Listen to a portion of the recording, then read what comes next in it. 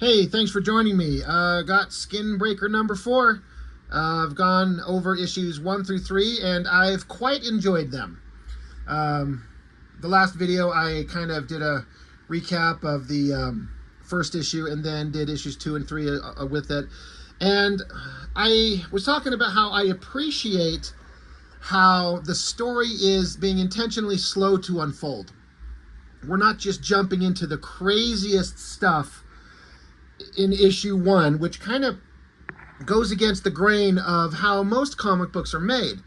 Robert Kirkman has talked about how he's wanted to make this book specifically art driven, and it shows big time by having lots of pages where David Finch can just take his time and draw these incredible landscapes and figures and just put all his heart and soul into it. And like the passion is there on the page.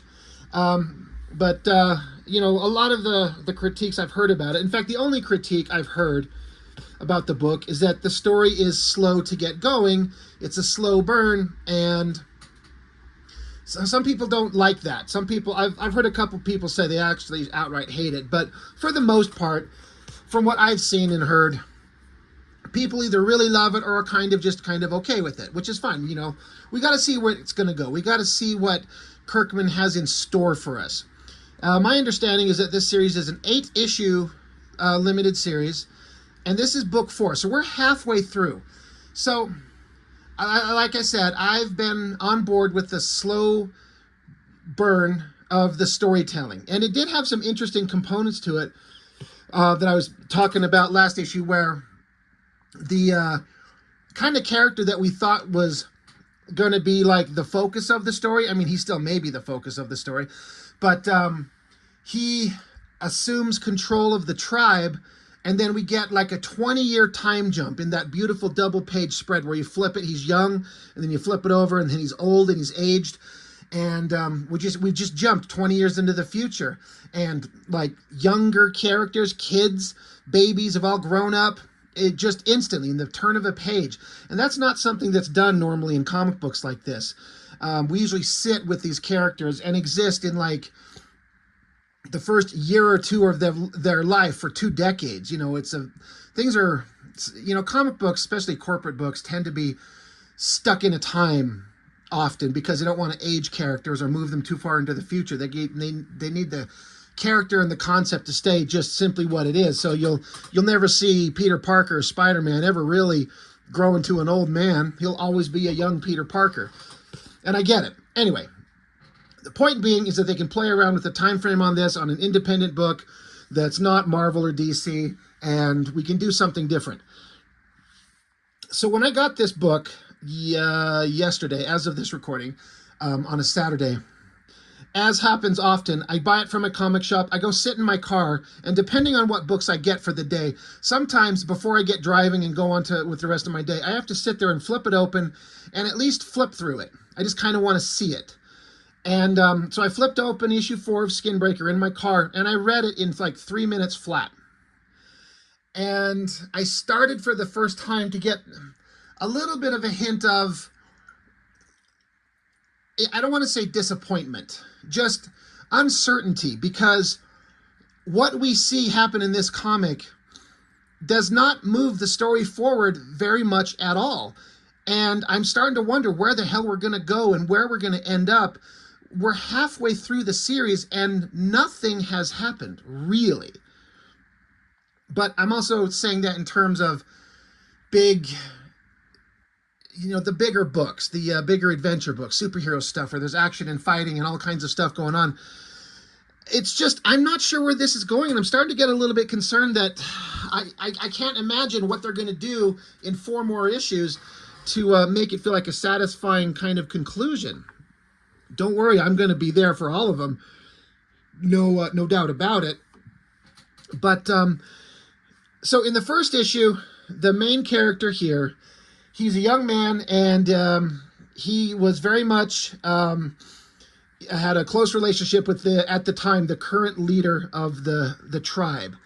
And you could go back and see the other videos. I'm sure if you're watching this, you probably already read the comic, but the young guy had to step up and take the role of leader of the tribe. And the way that they do that in these books is the existing leader has to fight a challenger.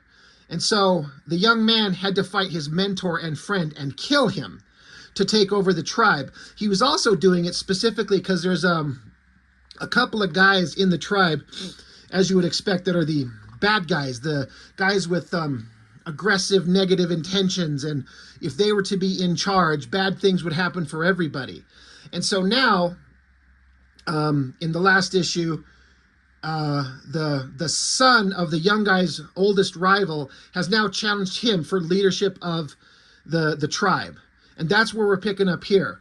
He's, are the star of the book, presumably, the old man now. He was young in issues 1 and 2, but now he's advanced in age. He's probably 50, 60 years old, something like that. He now has to fight for leadership of the tribe.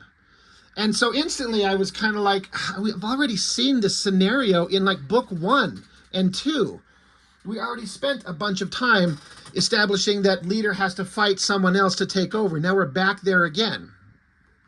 So basically, leader guy is with his wife.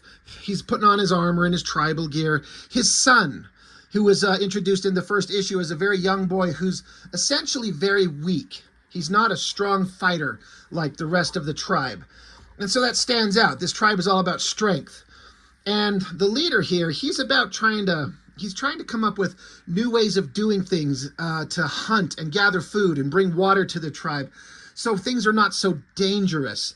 And even the quote-unquote weakest among them can earn their honor and their place. And the other side of the argument in the tribe thinks that all that is going to do is make them weak.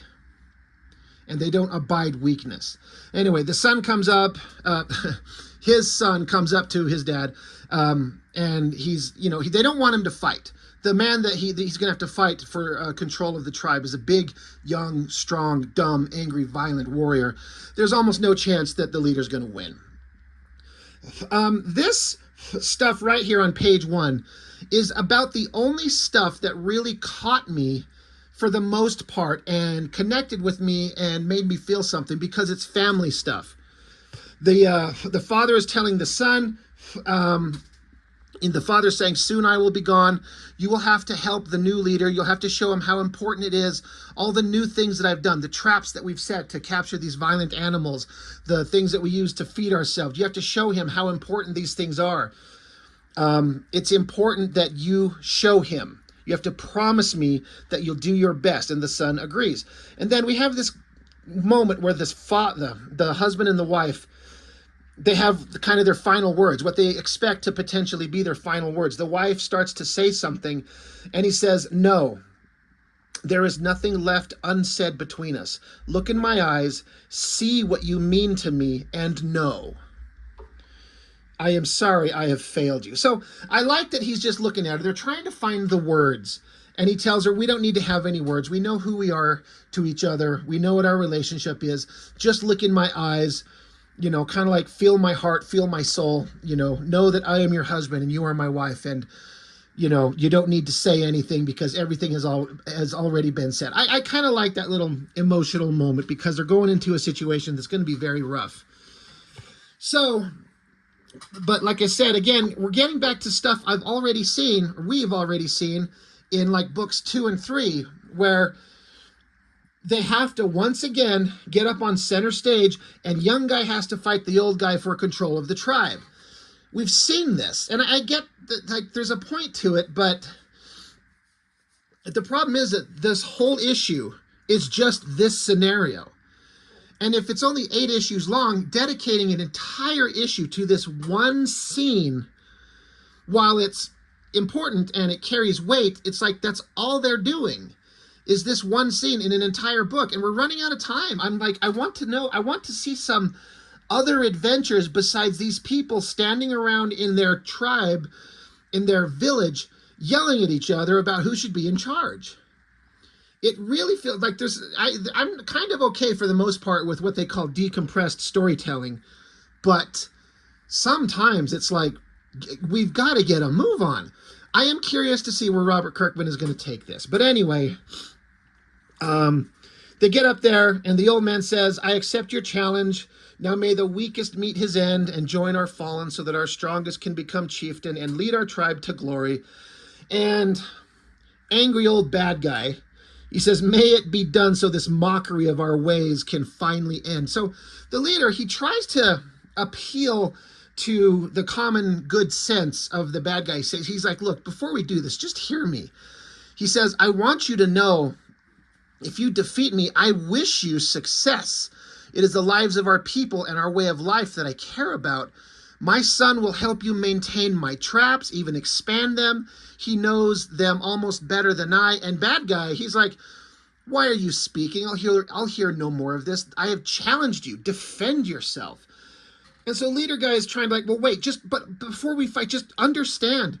These monsters, these big vicious animals that attack our village, they're getting smarter. They're getting better. If we're not careful, we could all die. And guy here doesn't want to hear it. He just goes to attack him. So great, big, awesome, wide shot, big double page spread. Looks fantastic. Man, Finch, he is not failing anywhere. It looks so great. I love the design of the sword here that the bad guy's got. All these carvings in it and the kind of the ribbed, serrated tip. There's a good shot of it over here too, coming towards us. That thing looks really neat. But now the fight is on. So, smashes him, and bad guy says, I am through with your words, as are we all. I like that the bad guy here, he's got like a hollowed out skull that he wears on his face, like a mask. Like, it looks like a skull of one of their own people. So, that's pretty intense to take a skull of one of your own people and wear it as like battle garb. It's pretty awesome looking, but it's pretty creepy. But, yeah, fight's on. Okay. They clash swords, and bad guys, screaming at him. He's like, the beast will come, and we will kill them like we always have with our hands and our weapons. We don't need traps and trickery. Those are the tools of the weak. And the old leader, he's like, it's not weak to make things easier for everybody. With my traps, anyone could hunt. Even your disabled old father could join in the hunts again. Like, he's like, I've made things better. Your father could have honor again. Bad guy says, better? You follow the ways of the sword shatterer. You have nurtured and spread his weakness far enough. I want you to die knowing all your work will be undone. I will return us to the glory of the old ways. I will erase your corruption. So he's not hearing it. I love this big shot. It kind of reminds me of in Gladiator when Russell Crowe is in the gladiatorial arena towards the beginning. He's like yelling, are you not entertained? That's kind of what I see there. But the crowd, and what I like, another thing that Finch has done, is the crowd, some of them are angry and screaming and kind of like siding with the bad guy, and there's concerned, worried faces that you would presume to be on the side of the leader. Like, it's not like an angry mob all on one side. Some people appear to be enjoying this, and some people appear to be hating this. And so it's an interesting way to just kind of visually show how there's multiple sides to this issue amongst the random people in the background. So old man jumps up and takes a powerful swing with the Skinbreaker sword, cracking the skull mask off of his face. And he screams at the bad guy. He's like, the old ways would bring certain death to our people. You speak of madness. So bad guy jumps up, and now they clang swords a couple times. Clang, clang, kick. Great action shots, once again, by David Finch. They all look great. Old leader tumbles off the combat stage into the kind of the whatever this kind of background is, where everyone's kind of laying, like he snaps into the boards and the drapery. So bad guy has to chase after him, and he's kind of like, you're a stumbling old fool. It's time for this to end. They clack swords once again. The leader loses his sword. It gets knocked out of his hands. Bad guy raises his sword up. He's going to give the final killing blow. The leader does this awesome, like, reverse tuck and roll, flips back upside down, grabs the sword. He's back on his feet. So, he might be an old man, but he's wise. He's smart. He's experienced. And they've shown in previous issues, and they're showing it here visually, these tunnels, these channels that the leader's son has set up to channel and bring water to the tribe. So they're like these troughs of water, and they're going under it. So the leader chops one of these troughs open to let water pour down, just to distract him, just to set up kind of to stall him for a minute. He's kind of surprised. He's like, what the hell? What is this, tricks? He goes past the water and looks, and the old leader, he's gone. He took off. And so a bad guy says, behold, your cowardly leader, our false chieftain has abandoned us. So I was kind of, as I was reading this, I was like, oh, did he just, there's no way he'd just take off. He's just gone, right? He's the leader. He's the star of the show. He's an honorable man, right? He's just being smart, right? So while there's a pause, we get this awesome giant splash page of the bad guy saying to the crowd, he says, he disgraces all who have come before by valuing his life over honor. As your rightful chieftain, I will hunt him down. I will end his life so that his folly can poison us no more. This is a great shot. It just looks fantastic. And so he heads off by himself. Well, not by himself. Some people go with him. He says, I will reclaim the Skinbreaker. And again, there's a crowd, and some people are happy and some people are sad. And I love, love, love that, I've said this probably every video, Kirkman is smart enough to get out of the way and not litter the pages with text boxes. We could just follow the visuals.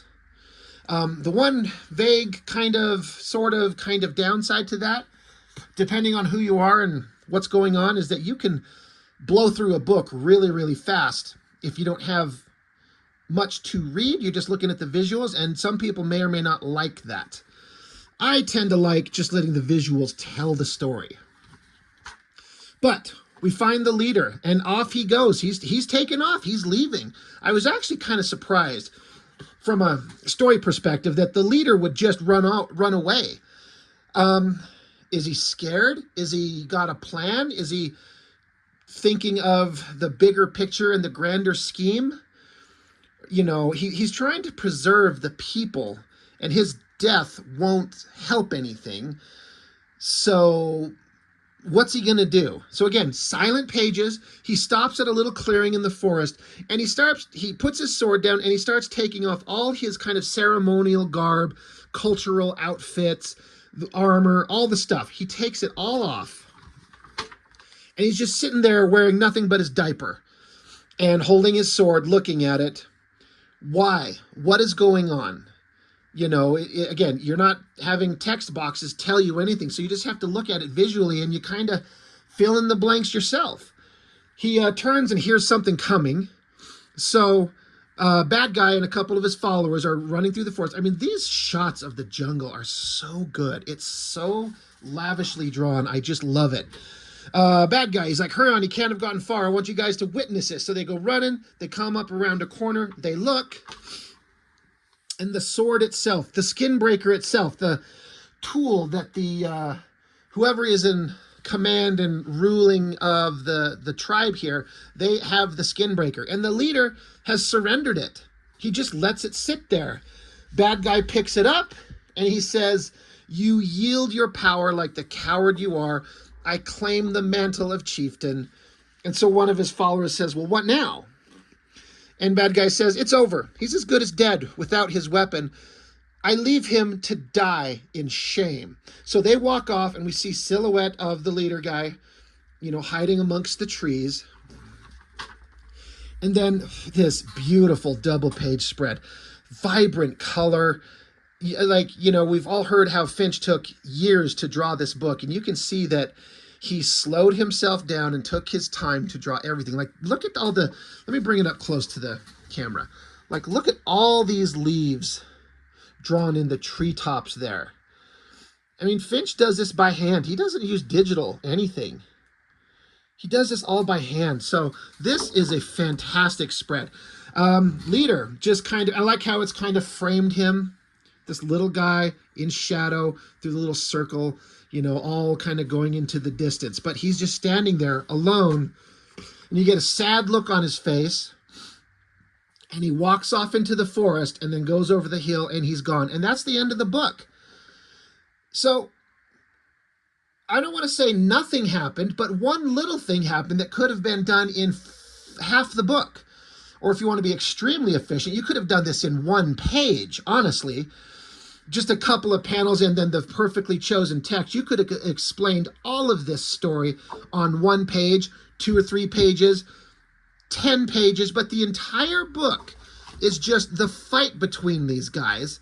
And I have to say, I was a little bit dismayed. The leader presumably just gave up like a coward and ran away. Now, I'm smart enough to know that who knows what his plans are. He might have a grander scheme. Maybe he's got some kind of plan to come back, and I don't know. I don't. I'm sitting here and I'm like, you could go anywhere, and I trust that Kirkman has a direction that will be reasonably satisfying. I hope. But I do have to say, once I got to this part, like I said, when I was reading this in my car, I got to the end of it, and I'm like, okay, nothing happened, and we're 4 issues in. I wanted to see these guys go on adventures. I wanted to see them traverse their jungle and find giant monsters and have to go rescue some kidnapped princess or something, or fight a dragon, or meet up with some other cultural tribe somewhere else and have to, fight or think and have diplomacy and come together, something. But we're 4 issues in, and all we've done for 4 issues is talk about who could be leader of the tribe, and the guy who's sort of the leader, cowardly, just takes off and leaves. Now, again, I don't know that he's going to be left as a coward, but Kirkman's kind of doing different things. It's entirely plausible that we never see this guy again. Maybe he just disappears, and his son finds his bones in another 20 years. Maybe there's another time jump. Maybe things will have gone absolutely horrible with the guy who took over. Maybe there'll be another time jump, kind of like in Lion King. Remember when Scar took over the Pride Lands, and then in short order, the Pride Lands were a hellhole. There's no food. There's no nothing. Maybe something like that happens, and then the weak son has to come along and reclaim his father's honor. I don't know, but I have to say, yes, there's any number of places this could go. But 4 issues in, not much has happened except beautiful art. So I don't know what other word to use except that I was a little bit disappointed for the first time in this series, because I understood and respected and liked the slow build-up, the 20-year jump in issue 2. But 4 issues in, where are we going? There's not much space left to go anywhere. So, I don't know. I bet this would read better if it was all collected together as one big kind of graphic novel. It might read better as a single reading, perhaps. I don't know. I'm still interested in it. I'm still having a good time with it. I've like I said, for the first time, I was just a little bit kind of worried that I'm like, are we going anywhere? Because it doesn't feel like we're going anywhere. But I guess we'll see. Anyway, I'd love to know what your thoughts are for any of you that have picked this book up. David Finch doesn't disappoint, and I, again, want to make sure I shout out every time. Annalisa Leone, colors are beautiful.